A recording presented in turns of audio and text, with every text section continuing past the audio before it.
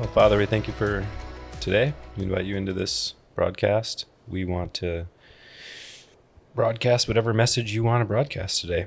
So we want to partner with you. We've got all of our ideas, but you are the best networker and the best at getting information out there.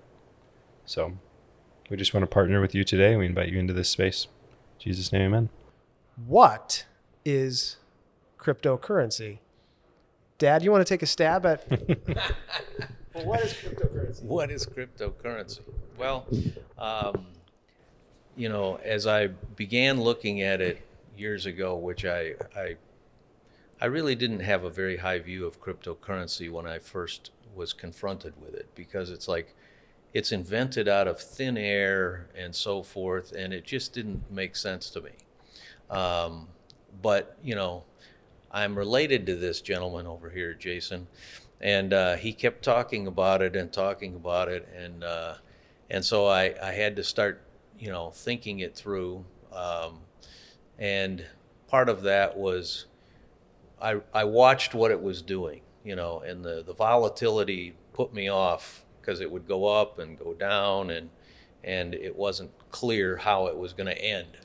But when it became an ETF, now it's recognized by the United States government, the SEC, and it's a thing you can buy on the stock market through your regular brokerage account. That was basically the time when I said, okay, this is real. This is something. And crypto is an electronic system that creates a money that is not connected to the dollar or other people's currencies. It's an independent currency, which in my lifetime, I've never been able to, unless I went to some foreign country and started using their currency, and it's like, okay, why would I use that when our currency should be better than that? But cryptocurrency is electronic, and it's designed to be safe in the way that it operates.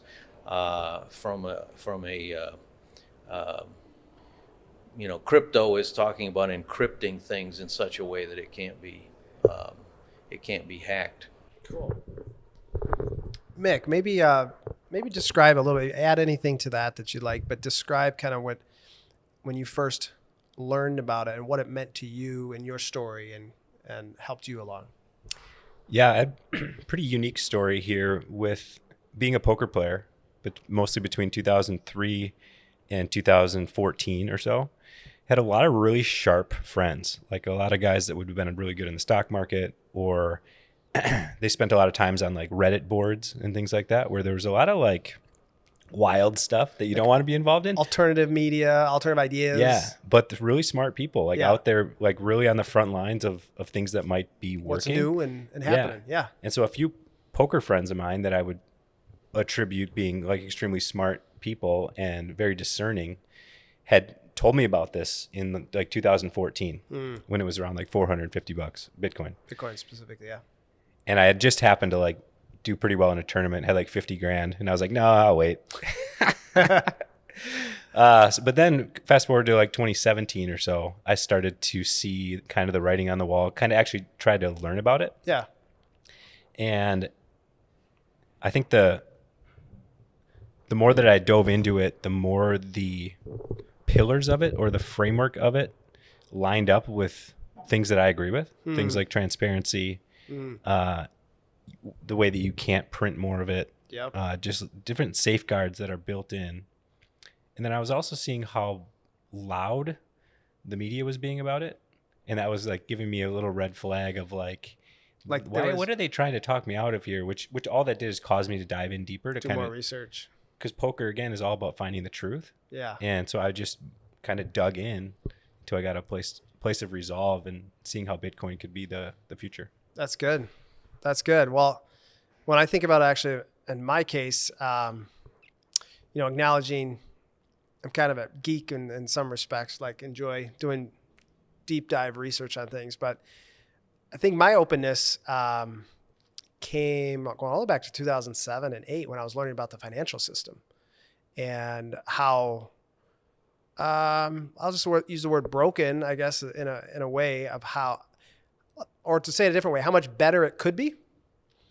In just the vested interest, the power, how interest gets charged, who pays the most. We were just talking about credit cards the other day, how, the poorest people pay the highest interest rates. The richest people pay the lowest interest rates. And they have a reason for that, risk and all this. But the net result is money oftentimes works for the richest people and it works against the poorest people. And it's so baked in and it's so part of the power structure that it can feel very powerless as an individual to do anything about it. But there it sits. And so I was learning about this in 2007, 2008. And it's like, man, what would it look like to do something different, to do something better? And I actually started, coming up with ideas. And so when Bitcoin came along and some other ideas or other coins, I was very open to the idea because I realized how big the problem was, where maybe the difference from the average person, I hadn't spent as much time thinking about it. I realized how big of a problem it was. So I was looking for a solution. So when Bitcoin came along, I was like, oh, I don't know how this is going to play out, but it makes sense to me. We have a broken monetary system, which we're all talk about inflation and different things in the modern era right now. This represented at least, it's kind of like Yahoo, MySpace. You don't know which coin is going to be the one that actually works and gets the job done, but it's like, we need some form of this. So anyway, that's kind of what led me to it. So Mick, as you did some more research, maybe share a little bit about that journey and what you learned, and then how you decided, like, did you put money in? How did you approach it? Yeah, unfortunately, my story is a little bit of a disaster. Kind of an interesting thing where way back when I started in poker, 2003, 4, 5, I had a lot of success. And what ended up happening is like we've shared on previous episodes, a lot of my own brokenness and unhealed wounds and things caused that to be kind of a train wreck. Even though I had a bunch of success, I had no idea how to steward money. Sure. So I didn't have a lot of respect for it. And I had said it's similar to like an athlete or something that got $500K as a 19-year-old and then said, all right, good luck out there with your, and just have no idea what to do. So that was my poker career. So if money comes fast. Yeah. And no respect for it. You assume it can keep coming fast. And so you don't necessarily treat it differently than. So I learned a lot of lessons in that, hit my rock bottom in 2013, slowly climbed out, and then come around to 2017. I had met a lady that I wanted to marry. And then I start hearing about Bitcoin, and I'm like, this is my chance. This is the thing. Like, I think this is an opportunity to get ahead again. Yeah. And unfortunately, I was making a lot of progress in my character in other areas, but finances, for whatever reason, were just a tougher one for me. So it doesn't feel like it was greed. It was just like, oh, I see this opportunity, so I want to jump ahead. And so I thought I was using discernment, but in reality, my zeal and enthusiasm was getting out ahead of wisdom. And my risk tolerance for poker, having huge swings of, winning or losing 50 or 100,000 in a day. So you're very comfortable with volatility. As a 20-year-old, yeah. So I had no problem risking it all on something that I felt like it was a good bet. Yeah. So I went big from between 2018 and 2021 on a lot of the smaller market cap coins. Okay. I had my reasons. I thought that they were going to do well. Yep. But for whatever reason, I could, maybe I'm just not a born trader, but it just didn't go well for me. Sure. The whole time I'm feeling convicted. In my mind, I'm like, I want to get more Bitcoin. And had I just accumulated how I should have through wisdom, I would have, 10 to 20 Bitcoins and be doing great. But I was going for 100 or 200, Okay. And so now I'm still just as convicted, if not more convicted than I've ever been. Yep. But then it feels like the ship is kind of leaving the station. Yeah. But now, that's just the wrong mentality, I think. If this is a generational, legacy type of investment. Yeah. So the last point I wanted to make on that was just kind of a silly thing that came to mind is thinking of like 2010 and the houses at that time, a lot of houses for like 70, 80,000 bucks. Yeah. So now I'm like, wait a second, what if I can just mentally think of these Bitcoins as, and potentially worth 250,000. Yes. but they're only 80,000 right now. Yep. You know, and you can actually buy in for a fraction. You don't need the full 80,000. Yeah. So I'm kind of working myself into like anything getting off zero is my personal opinion. I'm very convicted about That's Bitcoin good. in the future. Yeah, that's a big concept we'll talk about more in a bit. There was one thing you said that just for the audience benefit, one of the things with the cryptocurrency market, how it works is Bitcoin's the big gorilla. It'd be like the biggest stock in the S&P 500 or something. Where it goes, the rest of the market tends to follow. So when we say Bitcoin, we are talking about Bitcoin oftentimes, but generally we're also talking about it as a proxy for what the cryptocurrency market's doing. And what you were talking about is these smaller caps, or these smaller coins that represent more potential. Because if Bitcoin moves 1, they have the potential to move 100. Yeah, 100. But also a lot of those fail. So it's kind of like the startup game where you're guessing at which one's going to actually succeed. Where in the meantime, what you're talking about is the slow, steady turtle of Bitcoin that just kind of keeps plodding along. I mean, it's only up, I think it's up 116 million % since 2013. So anyway, that's what we mean by the big boys and the small guys. The small guys represent more potential. But then you got Bitcoin. So one of the questions that I think a lot of people are asking, especially if you're new to the game, is, am I too late? You know, you kind of get into that a little bit. And I think it's important when evaluating this market, it kind of goes back to the original problem that I was talking about from recognizing the brokenness in our financial system. When you start to dive into that and realize the need, there's some numbers that we can start looking at to evaluate where the price is today to where we think it might be tomorrow, and then hopefully make some intelligent decisions based on that. So I think Bitcoin's at we're around 85,000 right now. That's like, I think, let's say 3 trillion, something like that. Just for reference, the entire capital markets with all the stocks, all the bonds, all the cash, we're in the quadrillions with the derivative. So these are stupid amounts of number. Like, it's hard to even fathom. But the point is, the market cap, or what Bitcoin is worth today relative to the problem it's solving, which is really, I think, the important thing to compare, is still, as we sit here, at a fraction of what that market represents. So what's that mean in dollar terms? If Bitcoin's around 85,000 as we sit here, and it's volatile, tomorrow when we post this, it might be back down to 65. Who knows? That's the nature of the market. You need to be comfortable with volatility if you work your way into the space. But then in numeric terms, we're talking 500,000, million, $2 million, like kind of at the low end, honestly, within 5 to 10 years. Like, that's a very reasonable spot for Bitcoin to be. And with that said, if you are in Bitcoin, that's kind of the growth. You can do the math on what return ratio that might be. But if you are, there's also other coins, smaller coins that have real use cases, not just we do a little meme stock, meme coin investing ourselves. There are a few that we feel are going to succeed because they already have succeeded, meaning there's enough buy-in from enough people, and they have utility because of that reason, because people have it and own it and use it. But there's other coins that have real use case. And in this next bull run, as Bitcoin rides, those coins do have the potential to 5x, 10x, 100x, not on some Reddit profile that we're watching, but because they actually have a strong value proposition to the world. One tiny example would just be a video game that has an internal currency. You have to buy all the stuff inside the video game with that currency. Well, that creates demand for that currency. That's a use case, helps drive value for that currency. As we come into, from a timing perspective, let's talk a little about where we're at. We just had an election. We had our election edition last time.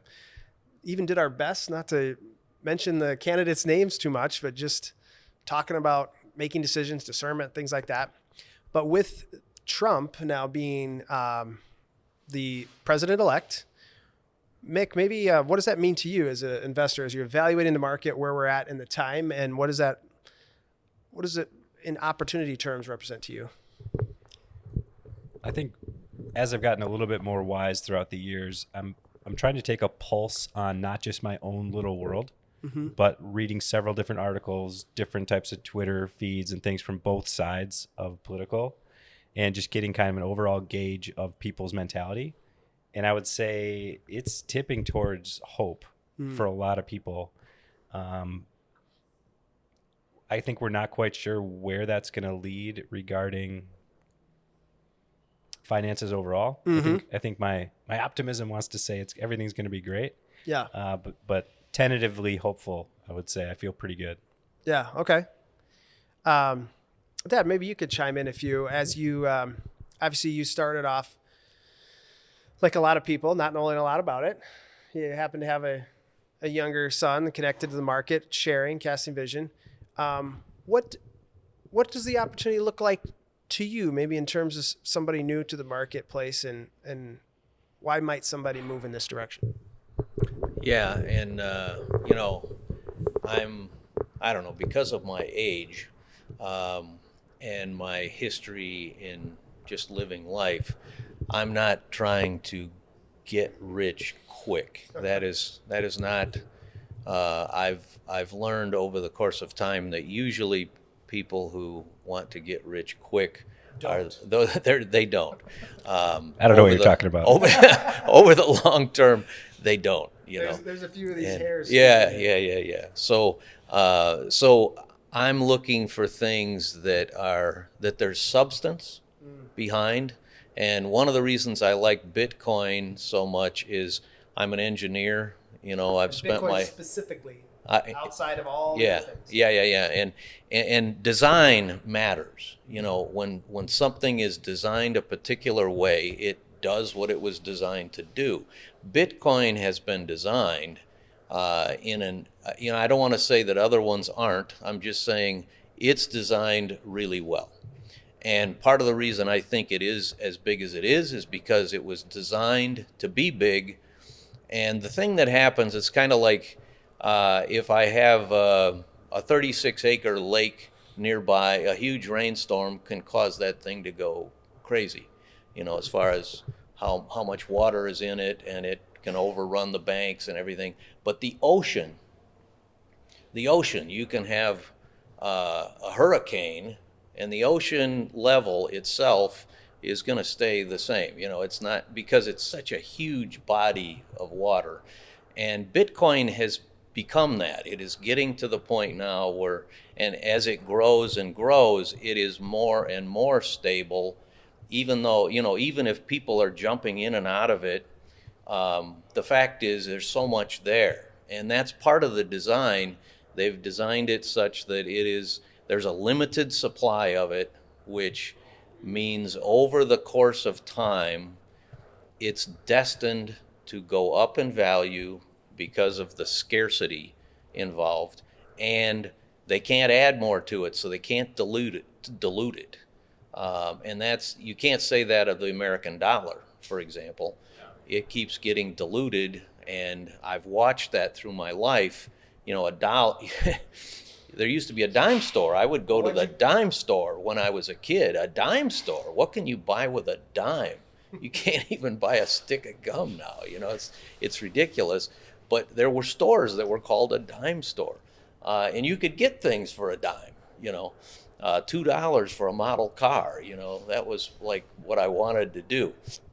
But today, when you look at Bitcoin, you realize.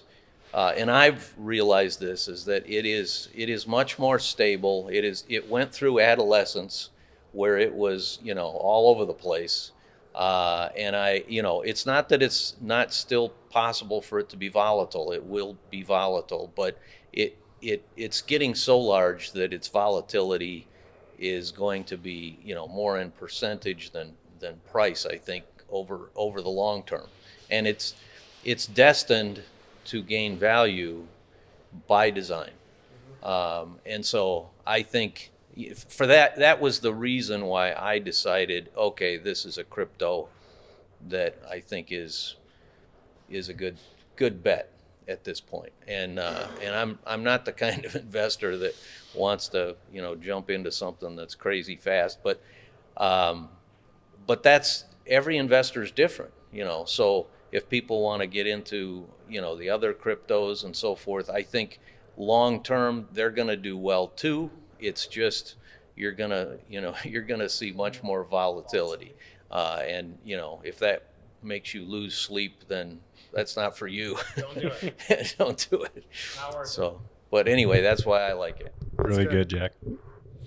Well, that kind of reminds me and brings us back to really the core thesis or core problem that cryptocurrency solves, which is what appears indiscriminate printing or creating more and more dollars, chasing the same amount of stuff so that the average dollar is worth less. And as you and any of us sitting in these chairs, we have almost zero ability to influence that.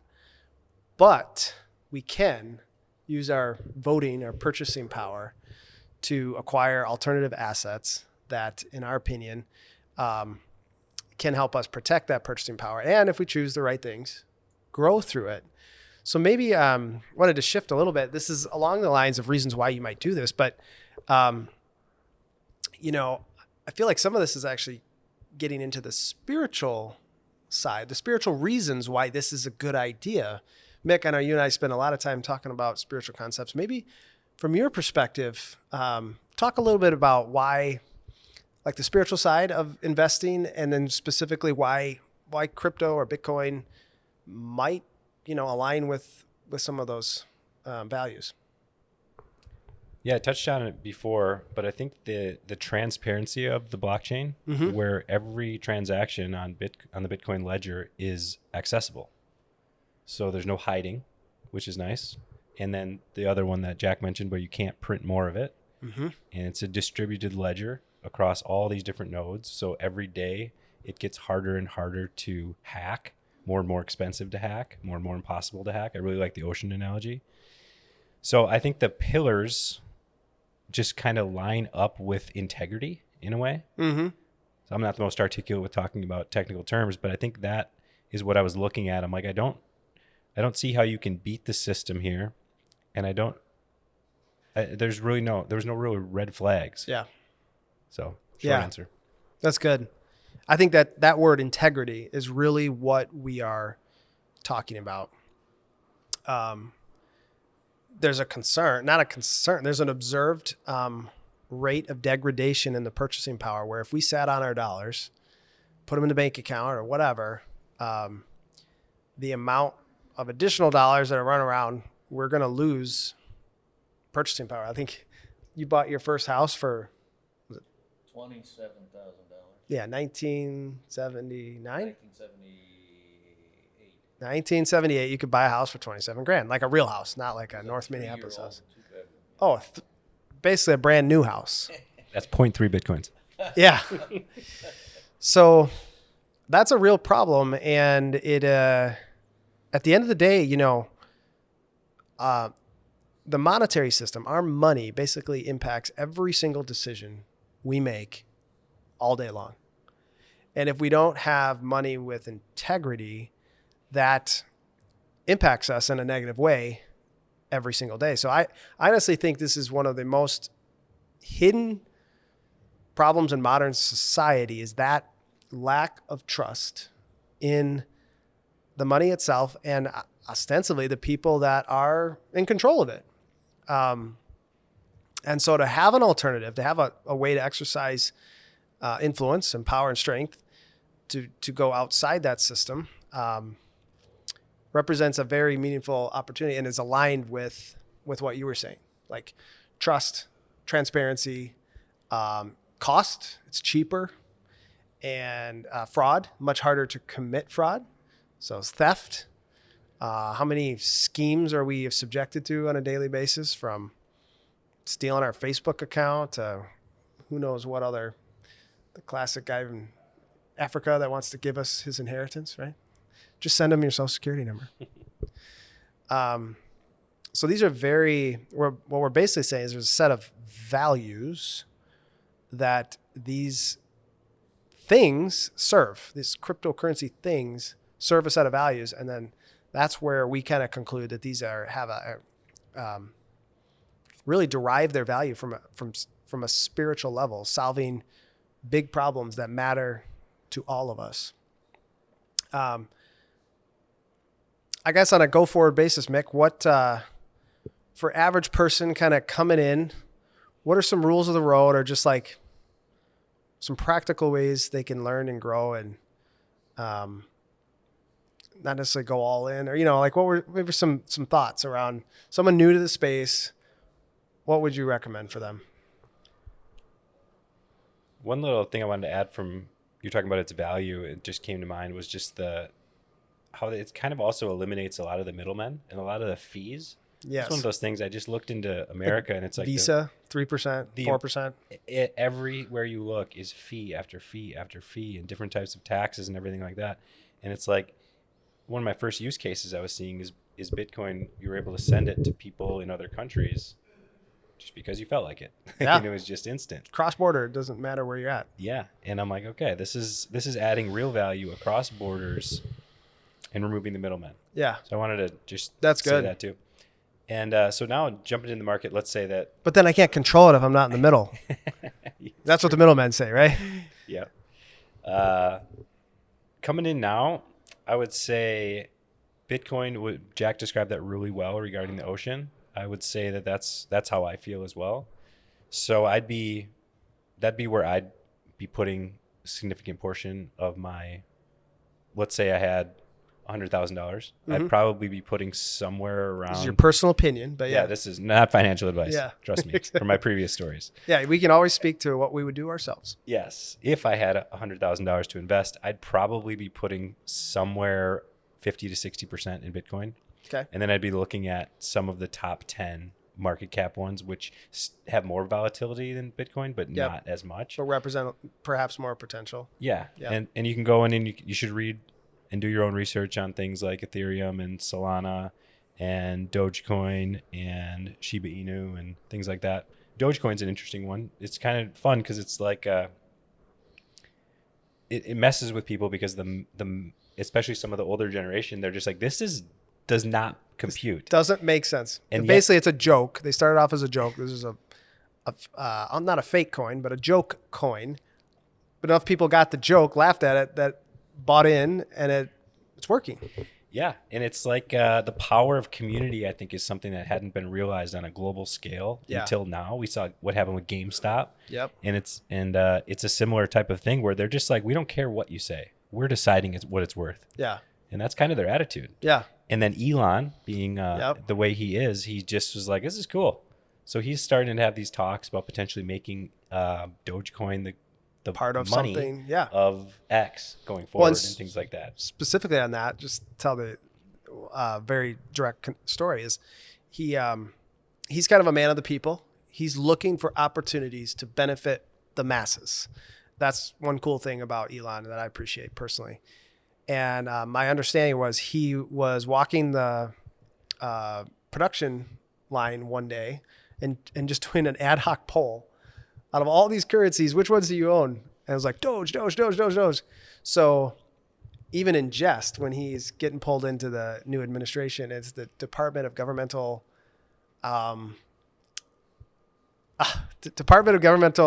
Efficiency. Yes. He jokingly named it Doge. And then I was just reading a Wall Street Journal article the other day, forced to use this, what do they call it? Name. No, what's the word for that? Anyway. Anecdotal? No, the name for when you use the first letter every time. Anyways, Wall Street Journal was forced to use Doge in their article. Throughout the whole article, they're spelling out acronym. That's the word I was looking for. They're using it throughout the entire article. And so really the thesis around this is if people in power actually are seeking to benefit the average person, here's a network of average people that is bought in, and they're looking for opportunities to bless them by making it part of the X platform, for instance, or other Twitter, formerly known as Twitter. So anyways, keep going on your thing. But I thought that was an important, story that there's real there's real gravitas to why those two things are tied together. Yeah, I don't have much left on that other than Michael Saylor is one of the big names for MicroStrategy and probably the biggest Bitcoin bull on earth.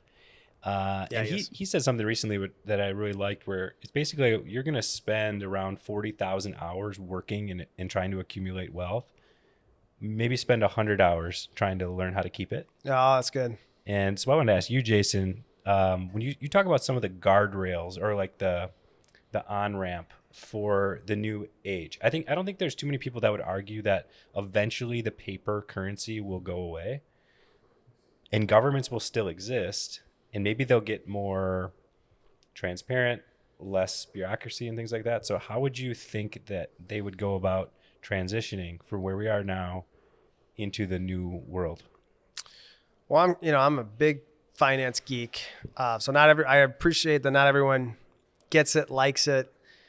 But to your point, like an ounce of understanding, like literally an ounce of, we're still early. I think that's a really important piece of this. We're still super early. If this was Amazon stock days, I don't know what's trading at, but like 3,000. I mean, we're towards the $8, $10 relative to 3,000, right? 25 years later. So recognizing we are super early, it still represents an amazing opportunity. It is helpful to learn, like start small, get engaged, find friends. Like there's plenty of people around. There's a growing number that you can talk to. The ways to buy are super easy. Coinbase and Uphold, like these different brokers. We're actually working on some funds just to make it even easier and have some thesis, some thought behind it. If you want an easy button solution, that's part of what we feel called to do, is to help people engage and do some of the research for them. But with that said, just learn. Start somewhere. Take the next step, whatever that represents, and I always just let my curiosity kind of guide me. Like, what is this? Why is this? Oh, okay, this. And then one question leads to the next. And do what's comfortable. What's slightly uncomfortable. Let's say that way. Meaning we're not ever growing, we're not moving unless we're slightly uncomfortable. So be slightly uncomfortable, but don't, bet the farm or do whatever doesn't seem right. This is where our faith comes back in. Always bring it back to the Holy Spirit. Like I'll say this, any major financial decision that I make, whether it's buying a house, making a big investment, you should go to bed at night and just be like, and if you don't go to bed and you're like, oh, what's this thing doing? What's that doing? What's that? That's usually a sign to me like I'm in over my head. I need to back off my position. I might need to sell and take a loss. Who wants to take a loss? Nobody. I've done that. Anyone's invested has probably been there. Getting too involved in the day-to-day fluctuations. I just monitor my emotions. And when have that healthy tension of feeling like I'm pulled forward, but not in an unhealthy way. But let that peace guide you in all these decisions would be my recommendation. Anything to add to that, Jack? Well, I don't know why I was thinking about this, but I tend to think in longer terms. My parents went through the crash of '29, and it affected their entire life. Well, it was 15 years of economic depression from 19. Right, yeah. Right. And really for most people, there was nothing they could do about it. They just had to live through it and grit their teeth and do without. I mean, it was a tremendous hardship, and it changed my parents in terms of how they spent money, what they spent it on. They were very frugal. And I look like, in my lifetime, of course, I didn't experience that. I came on board 1956, so it's a long time ago, but it's kind of like you have these 100-year rains or 100-year floods. Okay, well, that 1929 thing was like a 100-year flood, kind of thing. And I feel like all the signs are there for there to be another one of those events. And it's the fact that the debt in our country is just spiraling out of control. As an engineer, when I see a curve that's exponential and it's reaching vertical, that's alarming.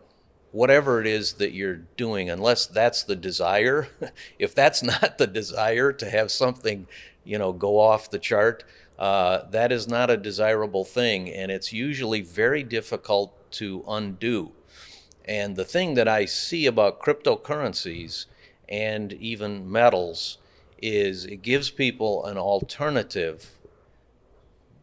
So if there is a 100-year event, which it could, there's real reason to think that it could happen. If it does happen, these are things that you can do to help yourself. Whereas my parents didn't have that. They didn't have that. I really appreciate that historical context. And it made me actually think of some specific numbers in mind. I kind of think in terms of 3 boxes. When it comes to allocation, like what percent, ultimately, if you do your research, talk to people, what's a healthy way to think about this from an allocation perspective? And I think of 3 boxes. You have your kind of insurance, to your point. There's the insurance thesis, which is, hey, I might not know the first thing about this other than I think there's something to it, and I should probably own a little bit. Whether that's 1 to 7 to 10%, that's like in your insurance thought process. Then I would call it like your investment thought process. Hey, no, I've done the research. I think this is a thing. I'm going to put in 5, 10 to 20, 30%. I'm pretty committed. Then there's like, hey, I get it. I like it. I totally trust it. I'm taking a bigger commitment. I mean, whether you're young or whatever, you name the reason, but you're pot committed, so to speak, using the poker term. That's where you get into heavier allocations. People are like YOLO, right? Each person needs to make as wise a decision on that. Be careful with leverage. Don't use leverage where you could get wiped out, where like your thing doesn't go to zero, but you go to zero because you're leveraged. We don't use leverage is dangerous. But definitely, I think we would encourage everyone to learn and take the next step forward. Any closing thoughts, Mick, for just this whole subject? Just thinking going forward, like if I was to try to set up my life, I got a young family, what can we do? I think what Jack said there is great. We do have some power. We do have some abilities. We just need to cut through the noise and see what's true. Analogy of the flood is really interesting and smart as well, because some of our conversations we've talked about, we can build essentially like an ark to rise with the tide if there is some sort of event. And I don't think it's done out of a frantic anxiety. I think it's done out of wisdom and foresight. Amen. Prudence. So thinking of things like real estate and metals and cryptocurrency, specifically Bitcoin for my own purposes, those are the things that I'm looking at. And, and if I had my choice, I'm probably a little bit more bullish on Bitcoin than others, but I'd be like in 50% in the Bitcoin world and, 35% in real estate and 15% in metals type of thing. That might be way too much for a lot of people, but that's, at least it's building 3 arcs of some sort. Amen. I think one of the challenges, as you were saying that, I'm one of the takeaways you say is, go talk to your financial advisor. Well, that may or may not be a good idea. There are some forward-thinking financial advisors, but if they're at all thinking backward, which is what worked for the last 100 years, they may or may not have any appreciation and will actually do the opposite. They will talk you out of it. A good one would be educating themselves on why this is a thing. So just keep that in mind. Most people in this space tend to be more independent thinkers. They may or may not have an advisor, but we still very much, I personally believe in the role for a financial advisor, but you just kind of like a good doctor, you still need to have a personal opinion and use the resource, use the expert in that area, but realize you're also ultimately the one making decisions and accountable for the outcomes.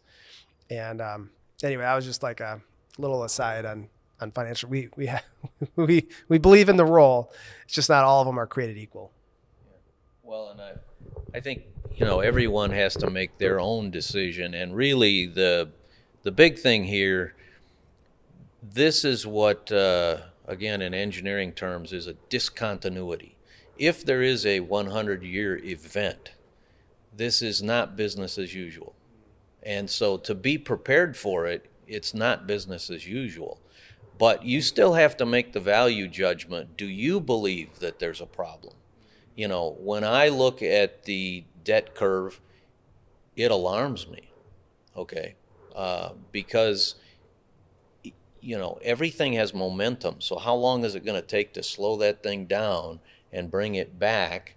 And major disruptions are very painful.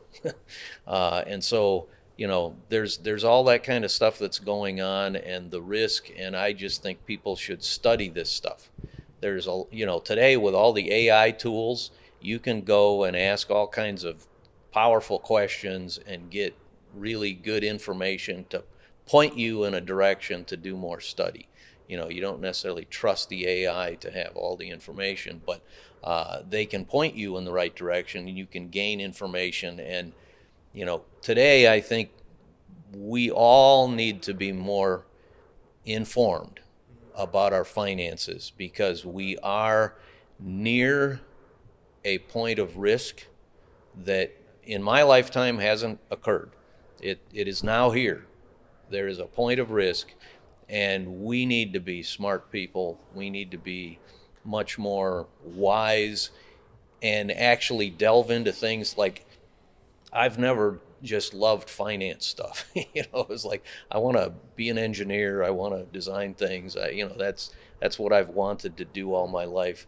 And so, but today I feel like, the reason I've been receptive to these things with Jason as much is because I realize I need to be more educated myself and to make some of these determinations, because at the end of the day, I can't blame somebody else for what happens to me. I've got to take responsibility and make my own decisions. So good. He's been around the block a time or two. So, when he talks, sometimes I listen, So I think that's a great way to summarize where we're at. I think cryptocurrency represents a very meaningful way to protect yourself in these, whatever you want to call it, inflationary times, as well as some of the other things that were touched on. And as a team, feel free to reach out if you're watching this. We've got our website and contact information. We'd love to engage in a conversation one-on-one, just to get to meet you, answer any questions. Happy to point people in whatever direction we think is the best thing. But that's why we have this format, and this podcast is really just to talk about things that are on our mind, engage people, and together, make a difference.